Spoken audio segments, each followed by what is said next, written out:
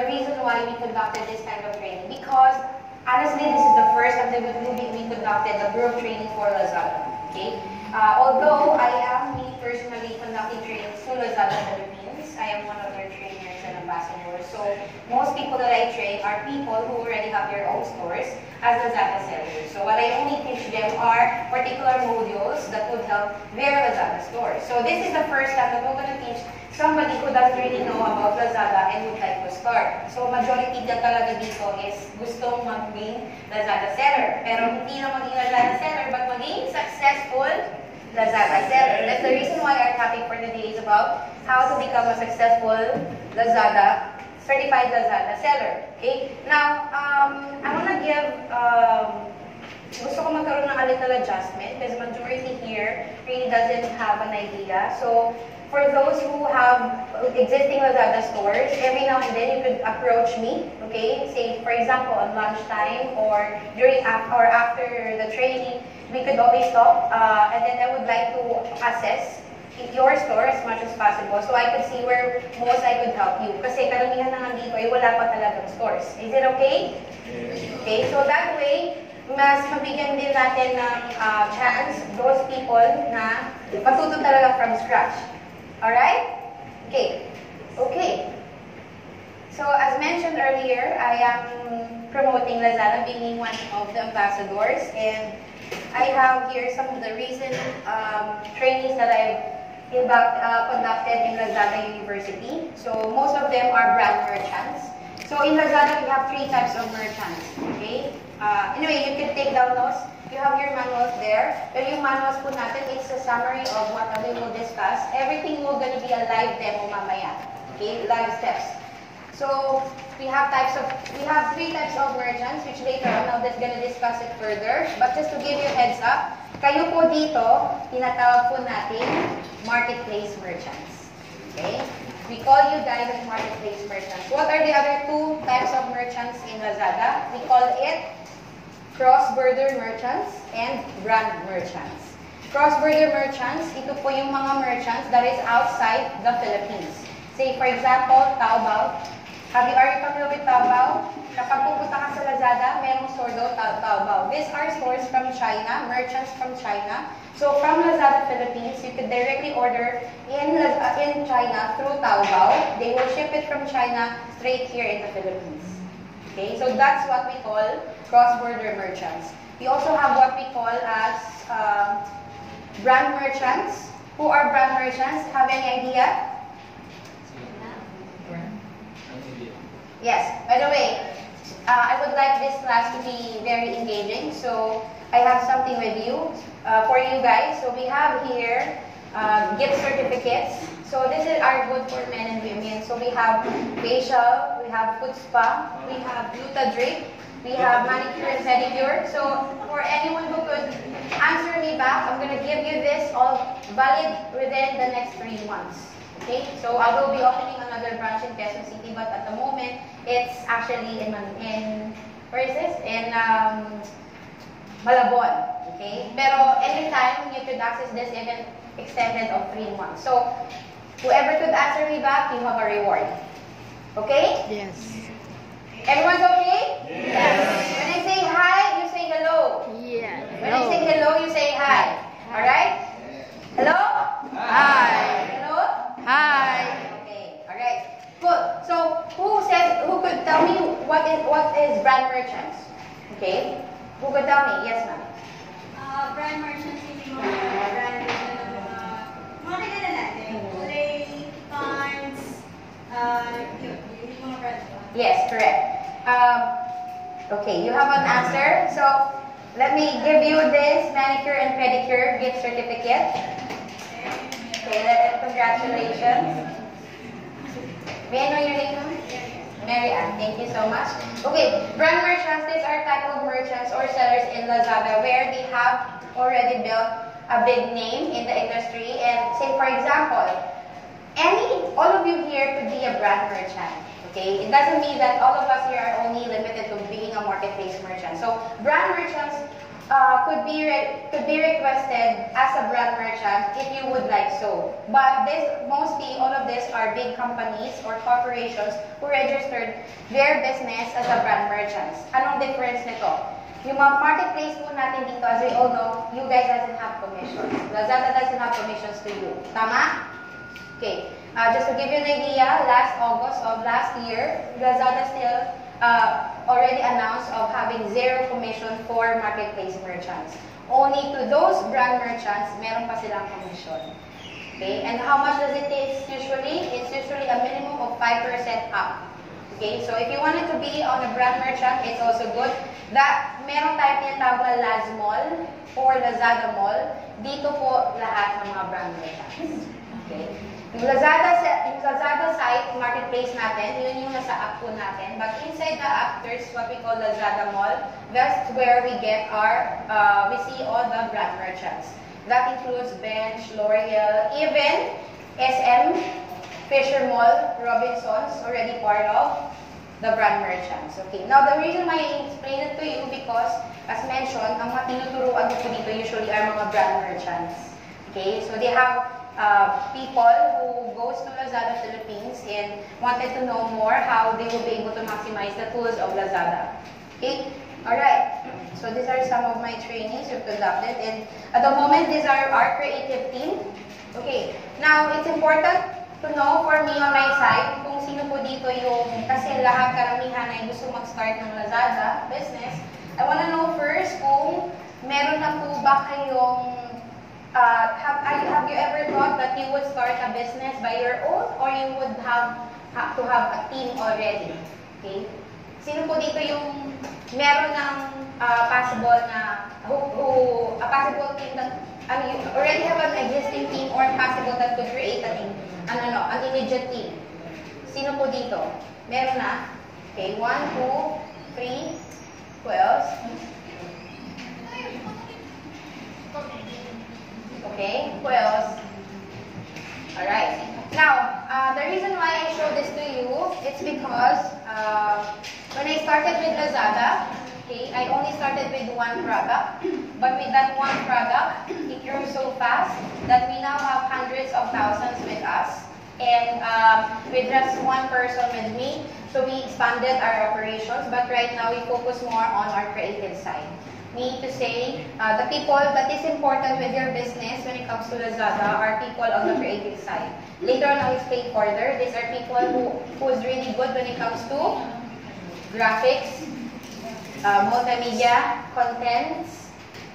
All of these are very important. That's why later on, I have my team with me, SMEs, subject matter experts, who are going to also speak to you, not just me.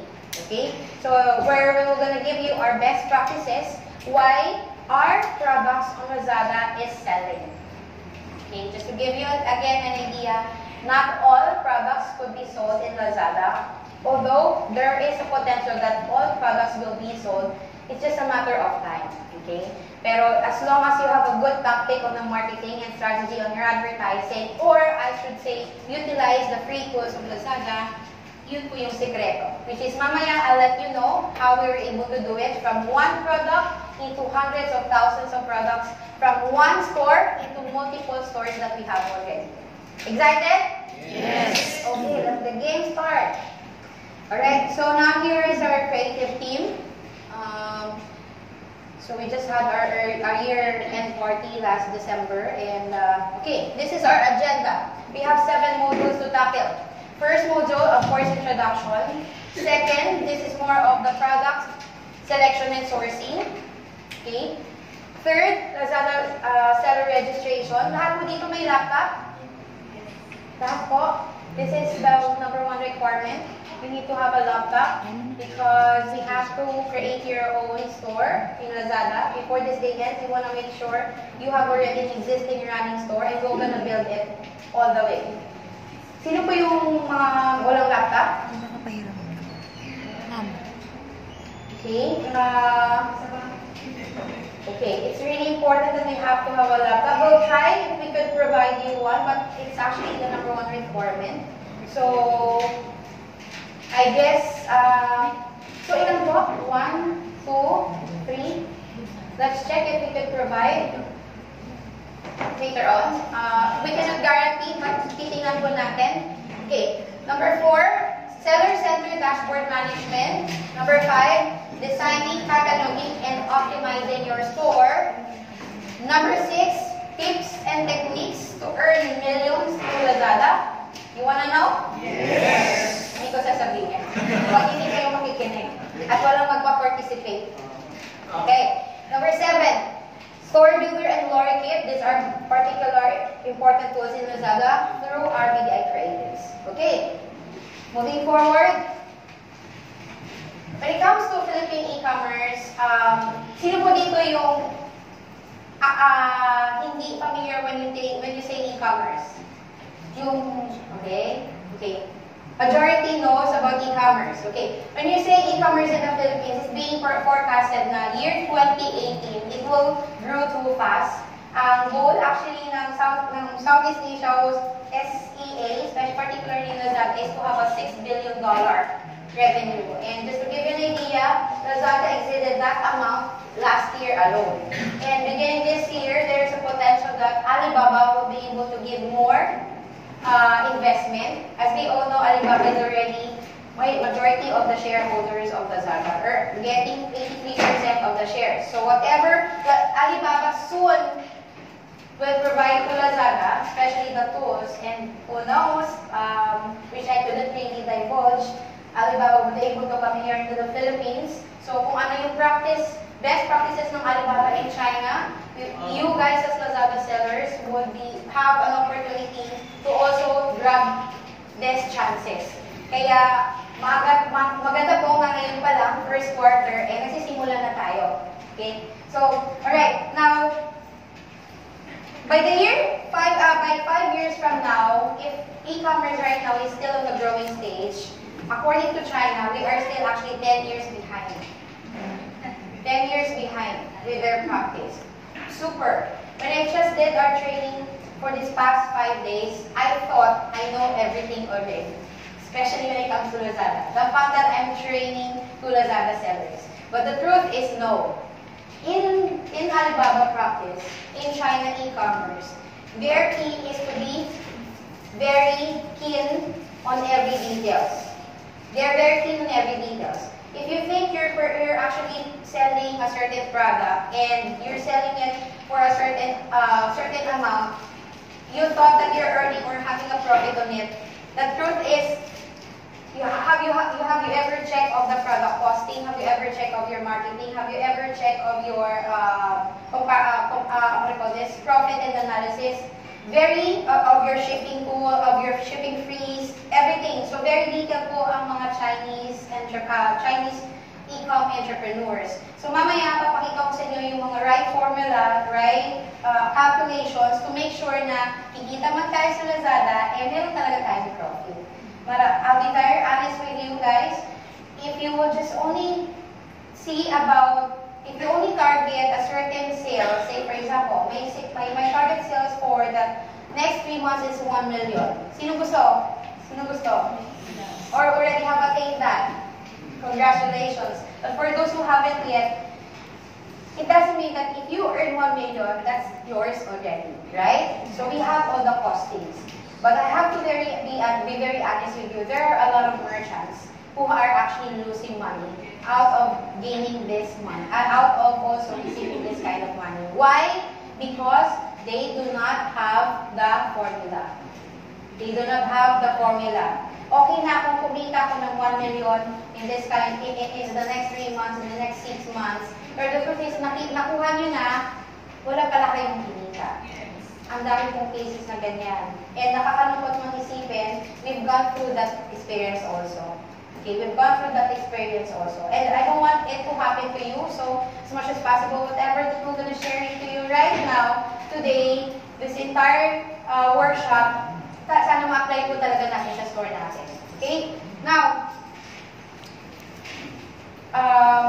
have you ever thought that a lot of brick and mortar or mga physical stores already closed their stores for a lot of reasons? But those traditional businesses are too smart enough na hindi pa rin nila pinos and they just join the transition into into what? A digital store, go into e-commerce. Okay. Paano kung magtanong ako sa inyo? Say for example, MJ, meron akong franchising of food courts. Meron akong franchising of, garment stores. Meron akong stalls sa mall. Meron akong stalls to a lot of different places. You think, do I need to close this because of the operational expenses na nakukuha ko and rather put it all online and just put all the marketing strategies there? Sino makapagsabi sa akin na it's a right move? Who could tell that this is a right move? I have like 5 franchising business, food carts in all different SM malls or whatever mall is that. I'll close all this, whether that is food carts or garments or any businesses. As we all know, everything you could already put it on digital, right? If you will see, all of these GCs are all on our store. So we need to say, I have gift certificates, but all the products that we have, it's all under our store. Okay, one of our store in LAZADA. So, mean to say, be it services or products, you could all sell it on digital already. Correct? But I have the question, very tricky. Dapat po ba I'll focus 100% operations on online, put it all online, close the operationals on my physical stores, and rather put all the investment and resources online? Who would tell yes to me? Raise your hands. Sino naman nagsasabi ng yes? Wala? Sino nagsasabi ng no? Okay, I see some people. Sino nagsasabi ng yes or no? Wala? Both. Okay, this is very important. Whoever answers the right answer, mean to say, I know that this person already has the potential to be part of probably top sellers in LAZADA. This is important. I have been questioned this question before, and I've answered it wrong. But bumawi naman ako after. So who would tell me, yes, you close your physical stores, focus on the operations 100%, all your resources, all your marketing strategies and expenditures there. Who says yes? 1. Who says no? Okay, I see some few. Who says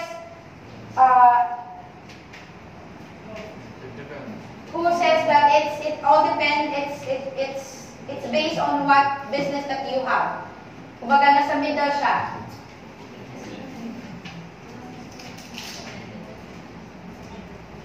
Okay, gusto malaman ang sagot? Yes. Gusto malaman ang sagot? Yes. Okay, little one. Mamaya, malalaman yung sagot. I want to surprise you because if you thought that your answer are correct, so be it. If you thought that your answer is incorrect, so be it. So later on, you will know, kayo mismo ang magsasabi sa akin na, okay, MJ, ang tamang sagot pala ay ito. So you have to be very tricky. When I started with LAZADA, again, I only started with one product. With this one product, it is a matter of 3 months, it grew so fast. Okay? But during that time when I started with LAZADA, I don't have any idea anong product ang sisimulan ko, paano ko siya ibebenta sa LAZADA, although I know it's an e-commerce marketplace, ano pa ang pwede kong gawin, ano pa ang dagdag kong produkto, magkano ko siya dapat i-presyo, ano dapat na tools ang tama kong gawin para mag-increase ang traffic ng product na to at magkaroon ng mag-convert into sales. All of these questions, I don't have any idea.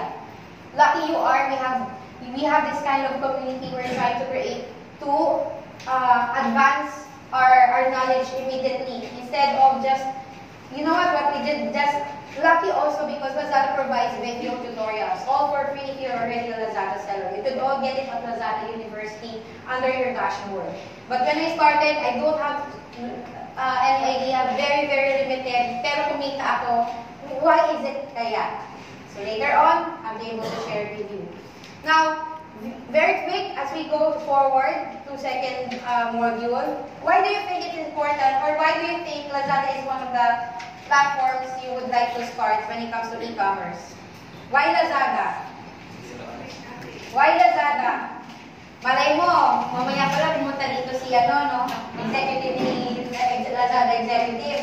Pag may marinig siya magandang sagot, bigyan kayo ng magandang access sa stores nyo. Sinong gusto? Having a traffic of more than like 1 million in a day, converted into 100,000 per hour. That's 1.2 in a day. Who would like that? Yes. Oh, diba? So, sumagot kayo, baka naka-record pala. Share ko pala ito sa Lazada. Anyway, so, why Lazada? Why Lazada?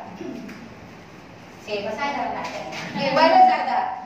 As we all know, Lazada has 100 million monthly visits on their site, but it's growing, more than growing right now. With that 100 million, at least, sabihin na natin, 1% goes visit to your store in Lazada. How much is 1%? How much is 1% of 1 million? How much? How much? 100,000? 10,000? What if 10,000 visits your store in a monthly basis from 1% of 1 million? Do you think it would convert into a good sales? Yes. Good. All right. Now, get more sales because Lazada is operating 24/7. Later on, I'll discuss to you all three handling ways of Lazada. Okay? May tatlong ways of shipping si Lazada. At mamaya makita nyo kung ano yung dapat na shipping ang pwede nyo, ang appropriate para sa inyo, depending on your location. With Lazada, as we all know, since this is an e-commerce marketplace, ang difference nito, just to give you an idea, when you say e-commerce marketplace, this is already an e-commerce platform with a lot of different merchants or sellers in it, selling different kinds of businesses or same kind of products. When we say e-commerce platform alone, standalone, these are like e-commerce sites, e-commerce apps. It's all with yours. Tama? But the reason why it's standalone because you'll be the one to build the traffic for your store. The more traffic, the more potential sales it will be converted. With Lazada, lucky we are because Lazada is already giving all the marketing materials or all the marketing efforts for the Lazada merchants. Later on, makikalaman nyo kung bakit mas malaki ang potential ng mga marketplace like us, including myself, when it comes to having a store in Lazada. But later on, if you would like to become a brand merchant, kung gusto nyo ibigay yung 5% ng potential 1 million nyo, why not? Diba? Baka mas tulungan pa tayo lalo ni Lazada yan with the marketing efforts. But if you wanna start it muna, marketplace is a good shot. Okay? While Lazada, as we all know, there is 32 million products. At the moment, it's growing more. And there are like 12,000 active sellers for certain regions and 600 key accounts. Right now, there are more than 10 categories in Lazada and 3 million products nationwide. Actually, itong data na to was 2016, 2017 pa. See, 2017. So, kung magsisimula kayo as a seller with Lazada, I have 4 categories I would like to suggest with you, but any products will be fine. Later on, we'll discuss to you about the product sourcing and best product you can start off. But we have here 4 top categories in Lazada. We have the electronics with 6.3 million products. When I say 6.3 million, these are SKUs, units talaga. Okay? So, big sabihin nito, pwedeng maraming sellers na nagbebenta ng same product. So, kuha nyo? Okay. Fashion with 13.1 million SKUs. FMCG, ito yung mga fast-moving consumable goods. Ito yung mga health and beauty, supplements, makeups, and all those sorts. So, 2.9 million. And then home and motors, 2.7. So, these are the top 4 categories in Lazada. There are more than 10, but if you would like to start it off, and there's a potential that you have this kind of products, go for this kind of categories. But later on, we'll discuss to you more about what products you can start off, where do you get this, where to source, etc. Okay? So, expand on your store from offline to online. So, as you can see here, there are more than 100 million visits in Lazada, as mentioned earlier, and 15 million Facebook fans in Lazada. Lazada is the number 7th most visited site nationwide. Okay. And as we get this data, Lazada is the number 1 lifestyle app nationwide. hindi po ako pwedeng magbanggit ng mga competitors. Okay, there are a lot already. And just to give you an idea, I'm not limited only to LAZADA. So we do also have other platforms, but the one that I'm using, I'm really getting good numbers. Syempre, kay LAZADA yan. LAZADA is the way. Okay? Alright, now, here, we still have so much to tackle about, but para ma-maximize natin yung oras natin, because before we're gonna go for a lunch mamaya, I want to make sure na makapag-create na tayo ng sarili nating account for those na wala pa. Okay, so, but before that, we're gonna tackle first about product selection and sourcing. Sino po dito yung gusto na mag-start ng negosyo pero hindi alam ang unang negosyo? May mga ganong cases, gusto mag-start ng negosyo, hindi pa alam kung anong magandang negosyo, or gusto mag-start with LAZADA, but who doesn't have any products yet? Pakitaas po ang kamay. Okay? Okay, alright. Who have here, who has products already, I'm not sure lang if this product will be potential for LAZADA. Okay? Now, we will validate that later on. Okay? Because everything in LAZADA is potential. It's just a matter of how you'll be able to market it. Okay? Through all the tools of LAZADA. Now, I'm so lucky and privileged, okay, that aside from me, I have my team with me who are going to be speaking after lunch. These are what we call SMEs, subject matter experts. So most of the time when LAZADA invites us for a certain activity, we have booths there, and I have my consultants with me, my team with me, who also speaks together with me according to a specific expertise. But right now, I'm so very lucky and so very honored to have a very special guest with me who is also a successful LAZADA seller and merchant. And right now, he grew the business more than a LAZADA seller. He now has his own business of importation. And I guess this person would be a good help for us when it comes to sourcing our products, sourcing the right products for our business, especially if you thought of getting your products outside the country, like even on Alibaba or AliExpress. So, I would not to make this story short, I would like to introduce to you. I would tell him, I would say that this person is one of a kind, okay? Because he really granted my request to be part of this program. The reason why he was the one I picked for this kind of topic because he is a LAZADA seller also. So I wouldn't get anybody else more than anyone else who knows the platform. And this person is actually one of the pioneers in LAZADA merchants, LAZADA community, which I think if we are building this kind of LAZADA community, we would like to get people who are also into this kind of business and has been into a successful one. Sinong gusto yon? Siyempre lahat po tayo. At kahit ako, marami akong pwede pang matuto pagdating sa marami pang bagay in LAZADA. Of course, I'm not limited to just having my own knowledge and even trainings in LAZADA. That's why LAZADA keeps having different kinds of training. So without any further ado, let me introduce to you our guest for today, who we're going to talk about product selection and sourcing. Let's all give him a round of applause. One of our LAZADA success stories also, Carlo.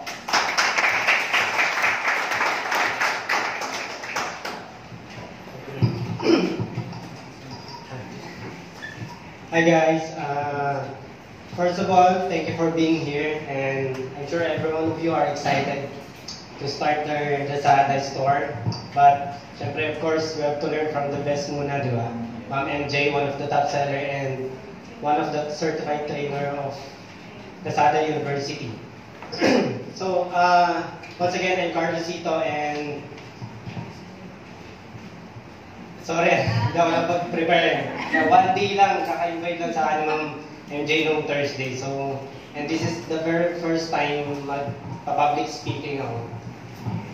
For Ma'am MJ. Anyway, so, guys, I'm one of LAZADA seller as well. Since 2016, June, so almost 3 years na din kami nag-LAZADA.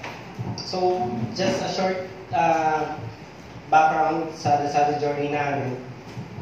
We started from a very small capital, and yun yung time na, or yun yung moment na,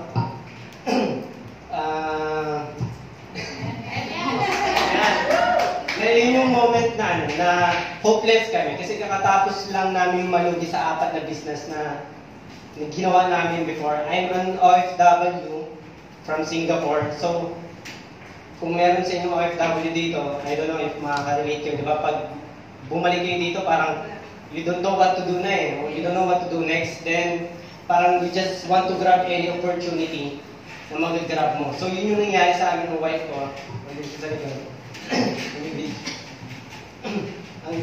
Wala kami kalamanan sa kahit anong business. So, ang una namin pinasok is yung networking company. Na-scam kami. Then, 2 franchise, nalugi. Then, 1 seafood business. Naging supplier kami ng Ayala and SM Mall sa Olongapo ay mga restaurant. Pero sadyang sobrang hirap ng palatalayan. Especially kung wala kang mentor and you don't know anything about business.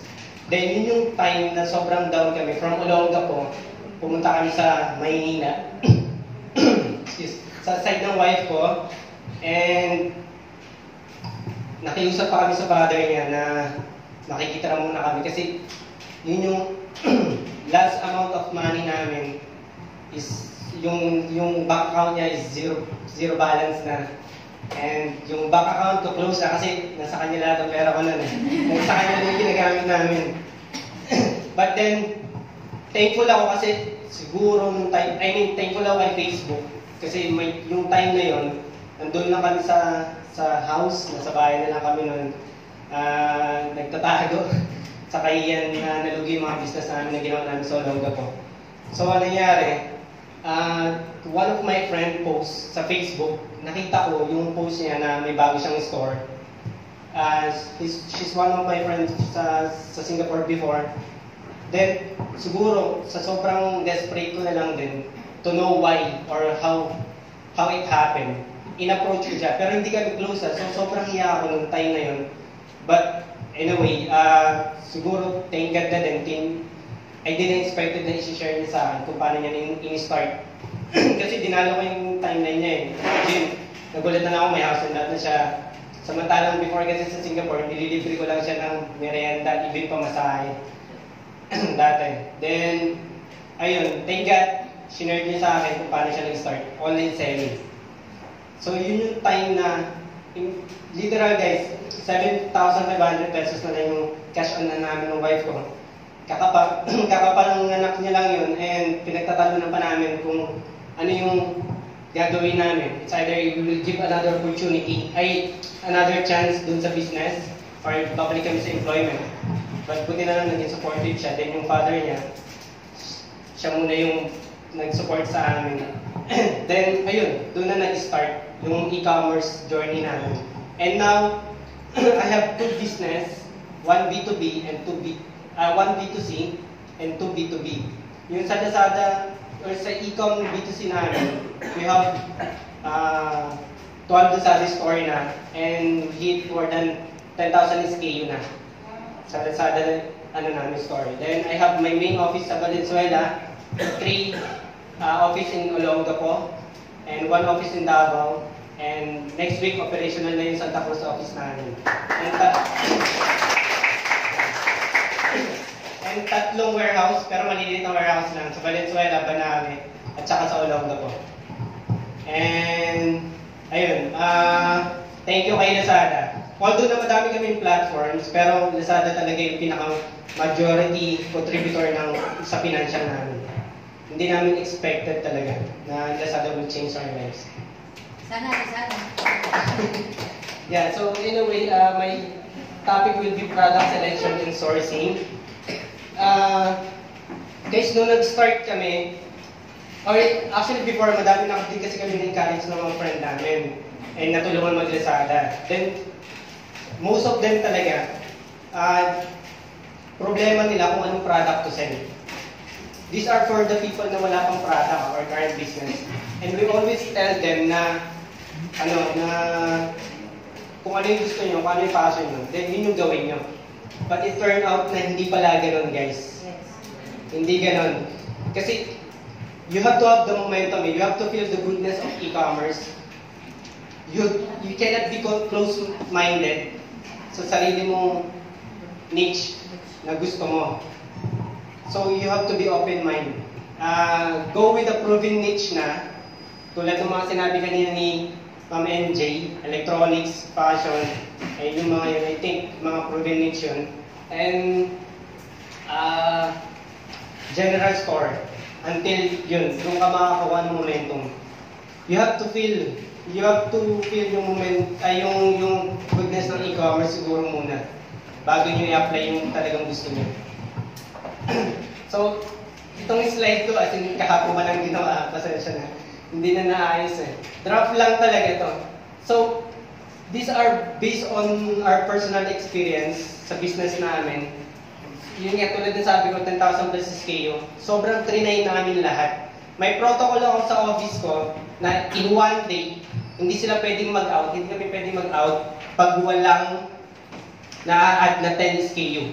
So almost every day, kailangan namin mag-add ng 10 SKU, no matter what. So wala kailangan mag-out. So kaya ganun kadami na yung SKUs namin. Although na most of those SKUs are deactivated and deleted, and syempre, we focus na lang dun sa best-selling na items. You guys gonna have to try to do a lot of trial and error talaga. Anyway, sobrang dami ng item sa buong mundo. Diba sa LAZADA nga, parang 30 million yung SKU. Yes. In Alibaba is 2 billion. Ganun kadami. And hindi pa yung, madami pa sa Alibaba yung walang mga online na. I mean sa China na business na wala pang online. Wala sa Alibaba, makikita nyo lang sa Taobao, 1688, Tmall. So, JD.com. So, ayun. Anyway, so, yung pinaka-proven niche namin talaga is electronics. Sobrang dami namin item na best-selling products sa electronics. Parang halos lahat ng item na electronics na pinapasok namin, bumibenta talaga. Pero IP camera talaga yung pinaka-top namin. Diyan sa IP camera na yan, alone, kaya namin mag-sold ng 500,000 in a day pag mga big campaign ni LAZADA. Yes. Ganun kalaki. Though meron pa kaming other item, yung dashcam, isa yun sa pinaka-top namin. Before 2016 or 2017, sa dami ng SKU sa LAZADA, naging top 8 and top 15 yung SKU namin ng dashcam. So, ayun, yung mga electronics na pinapasok namin. Mga proven namin dyan, walkie-talkies, malakas yun, and gadgets, smartwatch, and other gadgets na lagay yung benta. So, the next one is fashion. And medyo madami kami na tayo sa fashion eh. Watch lang talaga yung naging okay sa amin. Try kami ng dresses, shoes, sunglasses. Hindi na workout eh. Pero yung watch, ano ka ba? Siguro parang anytime, anywhere, we can sell a watch talaga. And sobrang dami kang pwede pagpilian sa lahat ng platform. Then, next one is yung beauty and health. Mayroon kami mga whitening and slimming, pero yung mga ointments na pang health solution, for example, acne removal, scar removal, or varicose vein cream, and mga hair growth na so yun yung mga malalakas sa amin. Then the next one is with home and living. Ito guys, asin ng TV items. Familiar naman kayo, di ba? Sa mga asin ng TV items. Since 2016 na nag-start kami, I don't know why, pero based sa amin sa experience namin, hindi talaga bumaba yung trend ng mga asin ng TV items. Kahit yung mga item na 2016 pa lang, hanggang ngayon bumibenta talaga. Lalo na yung mga fake sa Divisoria. Tinatangkilik ng mga Pilipino. Masyado siguro kasi unique yung item, di ba? Kasi one type of item pero super multi-function na siya and napaka-useful. So, ayun. Anyway, so where do I find them? Filter is the key. So, I think most of the sellers nowadays, they go here, AliExpress, Amazon, Facebook, Taobao. So basically, we do the same thing. So I go to AliExpress, I type any keyword na gusto kong i-type, na gusto kong ibenta. In general term, so kunyari, watch lang, type nyo. Then cream lang i-type nyo. General term lang. Then orders, I filter it sa orders volume or most reviewed item or newest. Pero sa newest kasi syempre, it's up to you if sa tingin mo kaya mong ibenta yan. Wala pang proven market feedback kasi para sa mga newest. But anyway, that's what we do. And sa Amazon, most of the time, pag nag-search naman tayo kay Amazon, di ba, piniki-search ka agad nila kung ano yung best ay top SKU nila. But actually guys, every time naman na mag-search kayo sa mga yan, I don't think this site will be biased para ipakita nila kung ano yung hindi best selling, di ba? So most likely, kung just believe sa data na ipapakita nila sa inyo. And next is Facebook. Ayun, ang kaganda kay Facebook, makikita nyo kaagad yung market feedback. Diba? Pag nag-search kayo sa search bar ng Facebook, then makikita nyo kung sino yung mga nagpo-post. So yung mga nag-post, pwede nyo makita kung how they doing well sa item na gusto nyo ibenta. Kung may feedback na ba, may market feedback na ba dun sa mga comments. And ayun, then for Taobao naman, ito yung diskarte ng mga Divisoria. Kasi may partner ako na Chinese-Filipino. May 3 stores siya sa Divisoria.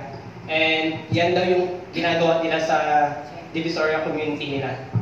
Kung gusto nyo maging Divisoria style, dyan lang sila pumupunta, Taobao, Tmall, and sinusundan lang nila yung trend. Then, i-ano nyo lang yung sales volume, i-filter nyo lang. Ayun, kaya kung mapapansin nyo yung mga Divisoria, di ba, parang sobrang galing nila na magparating ng mga trend item. Most of the time sa Taobao sila pumupunta, or Tmall. Use Google Chrome para ma-translate in English. Taobao.com. Hindi Taobao LAZADA, kasi may Taobao LAZADA eh. So Taobao.com.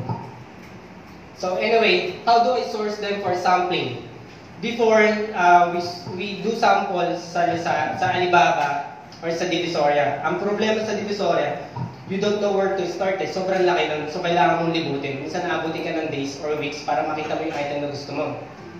So, tsatsagay mo nga lang. But in Alibaba naman, ang problema, expensive to do sampling. Kasi minsan, pag gusto mo magpa-sample, it's more expensive than SRP nila. Eh, yung shipping fee ng FedEx and DHL is $25 to $35 minimum. So, ngayon, may other strategy na kami ginagawa. We just do with Shopee and Lazada, yung sampling product namin. Thank you kay Shopee. Sorry, dapat ba hindi ko sinama si Shopee? Okay lang. yung sampling namin, nanggagaling lahat kay Shopee and Lazada. Yung mga ngayong item namin. Kasi sobrang mura. And free shipping na din. Wala kayong problemahin. And, ano pa ba? Yun, Shopee and Lazada lang, then ship from overseas. Most of the time naman, minsan kasi may mga local supplier na mas mura talaga sa Shopee and Lazada, ay sa ship from overseas or sa Alibaba. Actually, yung mga yun kasi sa Divisoria, the reason bakit sobrang mura nila, and hindi nyo makikita yung ganun price sa Alibaba, they do export tax rebate. So may financer sila na export ng container.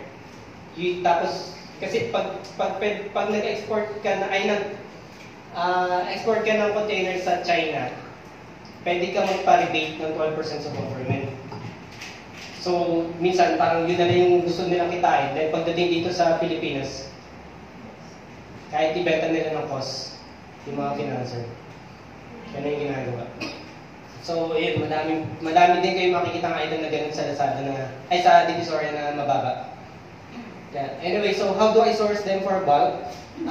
Of course, I go for Alibaba or Seller Gateway.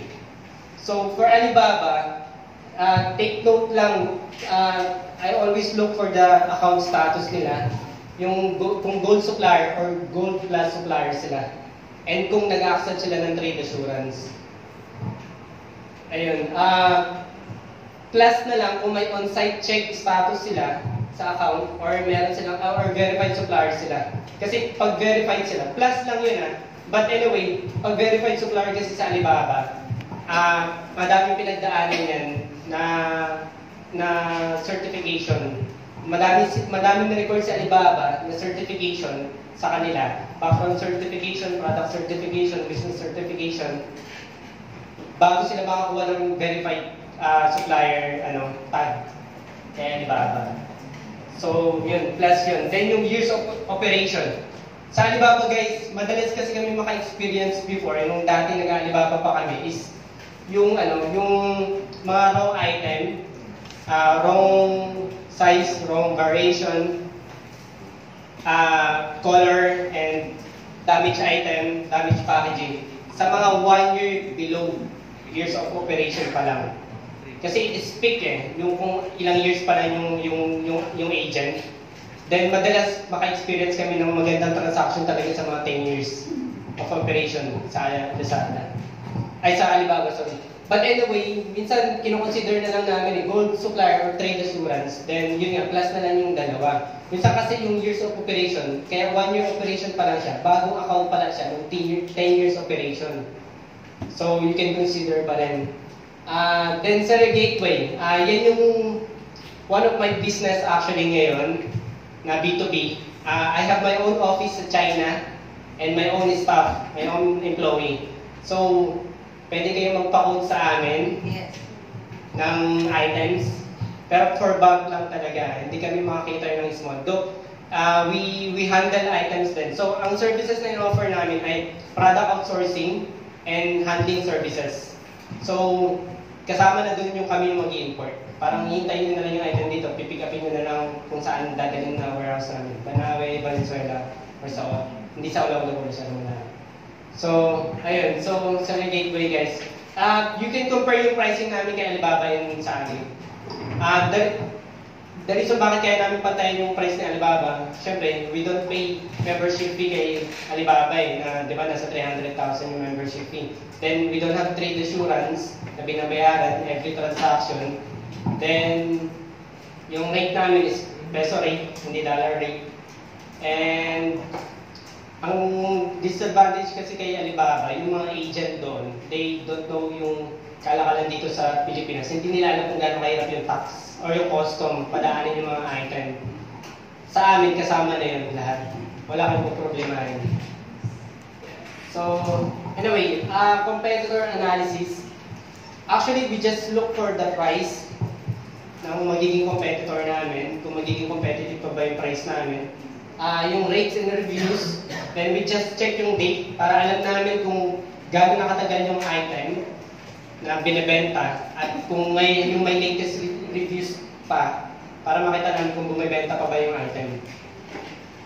Then yung content. So ayun, sa content naman, syempre, tignan nyo kung kaya nyo mas pagandahin sa current content ng competitor nyo. Then yung warranty guys, ang daming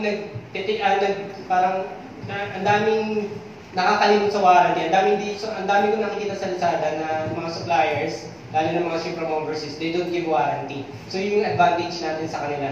Kahit sa kanila tayo kumuha, tapos ibibenta natin sa the same platform, I don't think Filipino consumers ay masyadong adapted sa matagal na shipment ng mga goods, di ba? Madalas nga magreklamo sila, madali lang ng 1 day. So, ayun. And ayun, sa warranty, minsan dinodoble namin yung warranty. But most of the time naman, sa 3 years namin sa LAZADA, sobrang konti lang namin nagpapawarranty.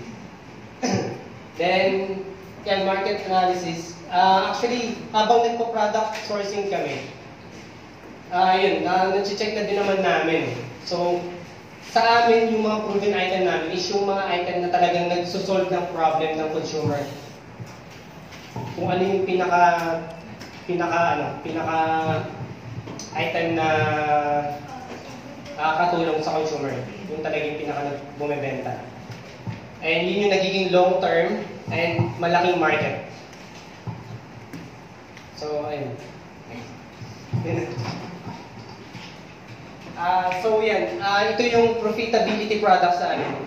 Guys, sa LAZADA namin so far, sa 3 years nga, ito yung margin na, sorry, 35% dapat. Anyway, we always look for an item na alam namin we can still mark up at least 35%. Lahat, dyan kami nag-survive. I don't know sa inyo, or sa iba, siyempre sa iba, di ba? Minsan may times 2, times 5. But anyway, sa Lazada kasi, I don't think mag-work yun. Sobrang patayan ng price sa Lazada. Pero anyway, yung 35 namin, since nag-start kami until now, it's working. 35% gross or Margin. markup? Markup. So, syempre, para matawag namin na profitable yung product, is kung mababa yung return rate at saka easy yung handling. Then, consider guys yung mga kailangan yung factoring sa costing nyo. Yung yun nga, shipping cost, return rate, delivery fee, damage item, or after sales service. Pero, I think magagawa nyo yan pag may enough data na kayo kay Lazada para malaman nyo kung ilan yung laging nare-return na item na yun, then at least siguro kailangan yung costing nyo. So, but most of the time kasi yung mga tao yung gumagawa ng pricing strategy namin, but every time nag-work talaga to. 100, lahat ng item namin na 100 pesos below, laging times 3 lang. Times 3 talaga namin ginagawa sa Lazada. Then lahat ng 500 below, yung minimum of 100, times 2.5, then yung 1,000 below, times 2, and lahat ng 1,000 above, 35%. And take note sa mga campaign dun sa campaign namin, sobrang thankful kami sa mga campaign ni Lazada kasi grabe talaga. From 35%, nagbababa kami ng 20%. Then, minsan ginagawa namin 10% para sa mga item, special item namin na gusto namin maging long term, just to drive sales history at saka reviews. At saka yung ranking kay Lazada. Kasi kailangan magkaroon ng sales history para ma-rank up siya dun sa search engine ni Lazada. So, ayun, nagbababa kami ng below 20% na price para sa mga campaign namin. So, ayun, profitability analysis, yung margin rule nga namin based on 100 pesos below worth of product in sample, ideal is at least have times 3 margin. And yun, make sure lang talaga na may additional margin kayo to buffer for contingencies, loss, returns, or kung ano man yun yung tulad ng sabi ni Ma'am kanina, di ba? Huwag kayong tutulad dun sa mga Lazada, sa Lazada group, na sobrang araw-araw sila nagra-run. Kasi hindi nila expected daw na sobrang mas madami pa silang losses kaysa sa kita. Then yung iba na parang ang dami daw charges ni Lazada, which is reasonable naman yung charges ni Lazada. They just don't check kung ano talaga yung dapat na charge ni Lazada. Kaya sa 3 years namin, kahit piso never kami nawalan kay Lazada. Mas malala dati, kasi yung shipping fee, kami yung nag-shoulder. Ang daming shipping fee overcharge. Imagine, 5 pesos lang yung shipping fee overcharge. Last December namin kay Lazada, 500,000 yung claim namin. Shipping fee overcharge. Last December pala, 2017. Ganon. Pero ngayon naman, maiwasan na yun kasi ang shipping fee, pinabayaran na ng customer. Pero, take note, meron pa rin shipping fee overcharge. May lumalabas pa rin. So, nag-check namin yun. Lahat. Then, yung mga lost item namin, lahat yun nakiklaim namin kay Lazada. As long na reasonable yung pag-claim nyo, guys, I think Lazada will pay for that naman. I don't think natatakbuhan tayo ni Lazada. $1 billion company sa Lazada. So, by the way, when it comes to all of this, the free shipping tools, the whatever that you see here, we'll be able to show you all these tools and how it works and what formula you should need to follow. Kasi hindi, we could, if you go to Lazada, may mga products doon that gives free shipping fee, right? Pero you don't give free shipping fee because you want to attract customers. You give free shipping fee because it should be packaged on your profit margin. Okay? And at the same time, it has formula because later on I'll show you, the more that you give free shipping fee at a certain profit margin, it will actually attract more traffic to your store and potentially convert us into sales. The more sales, the more order history Lazada will see your store, they'll give you more potential campaigns. Actually, those are one of the secrets, which is later on we discuss pa further. So, ito lahat ng dinidiscuss sa atin ni Sir Carlo, these are all their personal experience where it really helped their stores right now, having multiple of stores already. So, I think it's really important that you hear from him, lalo na ngayon na makakapulong po siya sa inyo, sa atin, bilang new LAZADA sellers, outsourcing some products because they have the importation. Okay? And the handling. Alright? So yun, see the gross margin, operating margin, and net margin. So yun guys, never fall into margin trap or else kasama kayong magreklamo dun sa LAZADA. And always consider yung other expense. So yung margin computation namin, ayan. Ito, ganito. Price computation sample. Unit cost, for example, 50, markup to 100%. Tax rate is 35%. Then, OPEX rate, 50%. And then, selling price namin will be 150 pesos. Then, cost of items sold, 50. And, ayun, gross profit namin. So, guys, I leave this to you and that's it for me. Thank you for listening. By the way, guys, just to give you the example, thank you so much, Carlo. Actually, I would like to introduce his business in later part. So, dito kasi makikita, when I talk to him, I know for sure that he could be of help to LAZADA seller community because, again, there are a lot of LAZADA sellers right now continuously.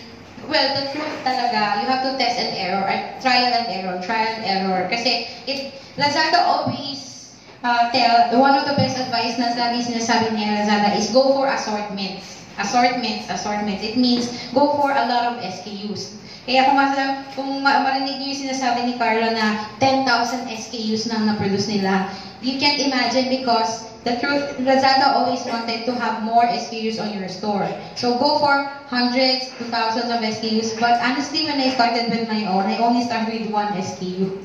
Until we only just grew further and further. So it already depends on how you'll be able to market it. So now, kung makita nyo yung computation sample dito ni Carlo, this is all from their own experience, how it works with them, na nagkaroon talaga ng profit margin. But later on, we will be able to show you sample of computation for a certain product, giving it, na magbibigay tayo ng free shipping, magbibigay tayo ng promotionals like vouchers, bundles, buy one take one. All of this, kailangan malaman nyo to. It's because these are all attraction for your store and your SKU. Again, sales is equals to 3 things lang.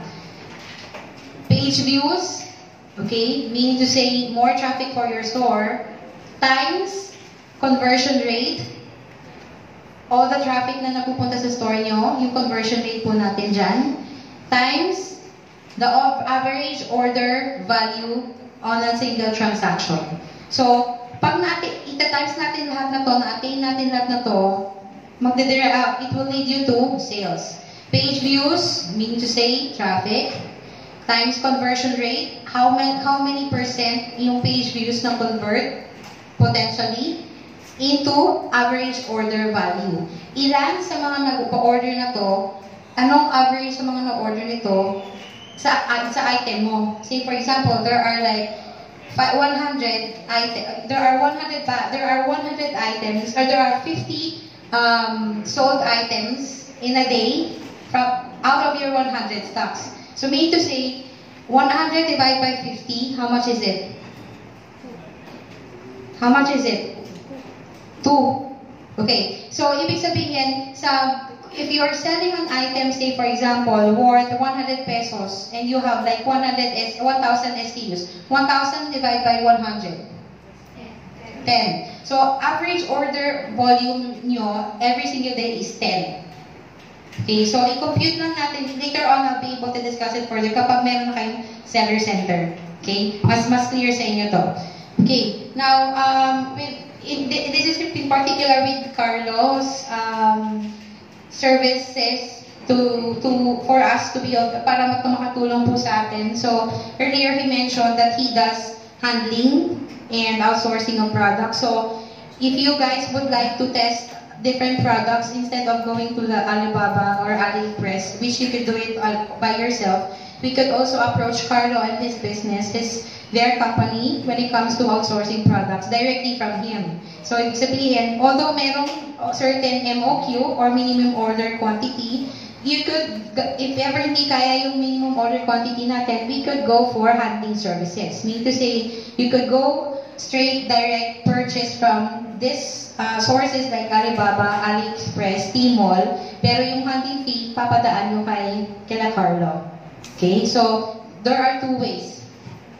So the business is seller gateway. Yun yung kanina ini-explain niya. So later on, you guys could approach Carlo if you have questions about this kind, product sourcing, product items that you would like to test. Okay? Alright. Now, you have questions when it comes to that. Kung may question kayo, every now and then, if you have questions, you could approach us every after our breaks or during our breaks or during our lunch. Okay? So, para tuloy-tuloy po tayo because we have so much more to tackle about. Because right now, our time is 11:20 and we still have time to create our seller account. LAZADA seller account. Are you guys ready? Yes.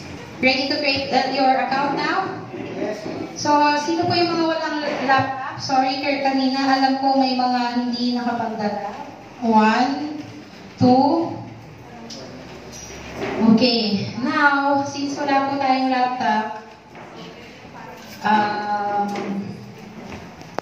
team, do we have extra laptops? Who has extra laptop? We could lend them two units. Sir. Only 2, no? Ang walang laptop? Alright. Sige, dalawang unit lang. Sir Jerry, meron natin wifi po, ano?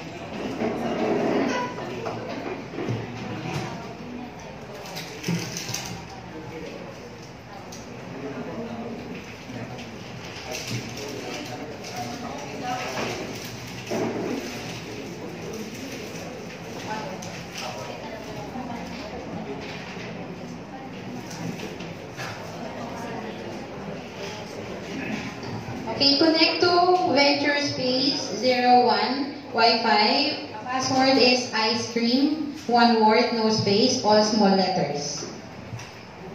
Jerry?